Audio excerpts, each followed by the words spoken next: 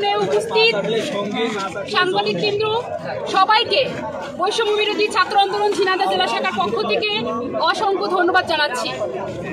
আপনারা ইতিমধ্যে দেখেছেন এবং দেখছেন আমরা ঝিনাইদহে শুরু থেকে ঢাকা বিশ্ববিদ্যালয় থেকে শুরু করে বিশ্ববিদ্যালয় শিক্ষার্থীদের সাথে আন্দোলনের সহমত পোষণ করে আমরা ঝিনাইদহে স্বতঃস্ফূর্তভাবে এখন পর্যন্ত আছি এবং আমরা আমাদের যে 9 দফা দাবি না আদায় পর্যন্ত আমরা রাজপথ ছাড়ছি না। সেই ধারাবাহিকতায় আজকে ঝিনাইদহে আমরা কর্মসূচি রেখেছি। আমরা দেখেছি এখানে আমাদেরকে কেউ আক্রমণ করার সুযোগ পায়নি এবং পাবে না। সংগ্রামী উপস্থিতি, আপনারা ইতিমধ্যে জানেন, দেখছেন সারা দেশে সারা দেশব্যাপী এই স্বৈরাচারী সরকার কিভাবে গণতন্ত্রকে হটিয়ে একটা স্বৈরতন্ত্র প্রতিষ্ঠা করতে চাচ্ছে। এই স্বৈর একটা মুক্তিযোদ্ধার বাংলাদেশে কখনো স্বৈরাচারের ঠাঁই হবে না। আমরা ছাত্র সমাজ যতদিন আছি এই বাংলায় কখনো বৈষম্য থাকবে না। আমরা এই মুক্তিযুদ্ধের স্বাধীন বাংলাদেশকে আবারও স্বাধীন জায়গা ফিরিয়ে নেওয়ার জন্য ছাত্ররা আমাদের জীবন দিতে আমরা রাজি আছি। আপনারা দেখেছেন গত 2 দিন ধরে যে পরিকল্পনা চলছে, আমাদের উপর যে পরিকল্পনা, এটা মাত্র একটা অজুহাত।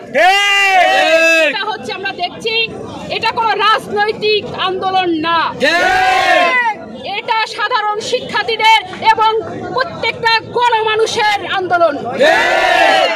এখানে কোনো রাজনৈতিক বক্তব্য দিয়ে বা রাজনৈতিক কোনো চাল চালিয়ে এই সরকার পার পাবে না। আপনারা জানেন 2-1টি দলকে বাতিলের ঘোষণা এর আগেও ছিল এবং পরেও থাকবে, কিন্তু এই মুহূর্তে এই ছাত্র আন্দোলনকে দমিয়ে রাখার জন্য এই কথা সামনে আনা যাবে না।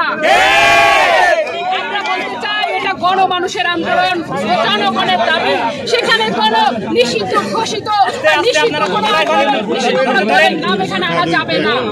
এখানে সবাই উপস্থিত হতে পারবে, সবাই স্বতঃস্ফূর্তভাবে। আমরা সাধারণ শিক্ষার্থীরা, আইনজীবী, শিক্ষাজীবী এবং অভিভাবক সহ দল মত নির্বিশেষে সবাইকে আমরা আহ্বান জানিয়েছি।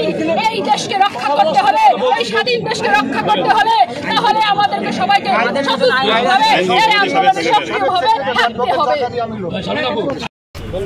এই 5টা শান্তিপূর্ণ ছিল, শান্তিপূর্ণ কর্মসূচি। আমরা গণতান্ত্রিক রাষ্ট্র, যে কোনো শান্তিপূর্ণ কর্মসূচি আমরা সাধুবাদ জানাই। তারা এসেছে মতামত দিয়েছে, আর আমরা দেখেছেন যে আমরা কিন্তু সুন্দরভাবে ছিলাম এবং কোনোরকম কোনো আইন শৃঙ্খলা ব্যাপ্তি ঘটেনি। এরকম হলে তো খুবই ভালো। এবং আমাদের পুলিশের উপর আসলে রাগ করে কোনো লাভ নেই। আমাদের কাজ হলো যে জনগণের জান এবং মালের নিরাপত্তা দেওয়া। আজকে যেভাবে তারা এসেছে, তারা বক্তব্য দিয়েছে, চলে গেছে, আমরা সেটাকে সাধুবাদ জানাচ্ছি। গণতান্ত্রিক রাষ্ট্র, তারা মতামত প্রকাশ করতেই পারে। আমরা খেয়াল রেখেছি যেন জনগণের জান মালের নিরাপত্তা থাকে, এবং সেটা ছিল। এটাকে সুন্দরভাবেই আমরা সমাপ্ত করেছি। এই জন্য আমি আমাদের পুলিশ অফিসারকে ধন্যবাদ দিচ্ছি।